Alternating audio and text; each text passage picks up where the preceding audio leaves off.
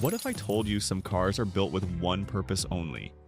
Not to be driven, not to be sold, not even to survive. Their only job is to crash and die. And car companies do this on purpose. Let me show you why. These are called crash test cars. They look normal from the outside, but they're basically sacrificial cars.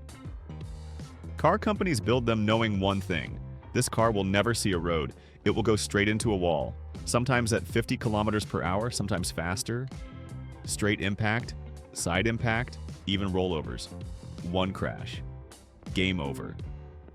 Because computers can't predict everything, engineers need to see how metal bends, where the force goes if doors jam, if the cabin stays alive, so instead of guessing, they crash a real car with real sensors and crash test dummies inside. Some dummies cost more than a luxury car, by the way. Brands like Volvo, Mercedes, and Toyota are famous for this. Volvo especially is crazy about safety. They've crashed thousands of cars over the years. Some of them were never even finished properly, just enough to be destroyed. One crash can cost millions of dollars, and they still do it. Why? Because one real crash can save thousands of lives later.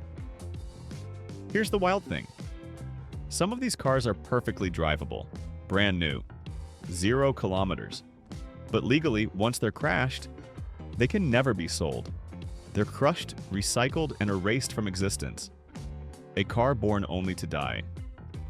So yeah, next time you see a car ad talking about 5-star safety, remember, somewhere a car died violently, just so you could drive safely. And honestly, that's kind of crazy.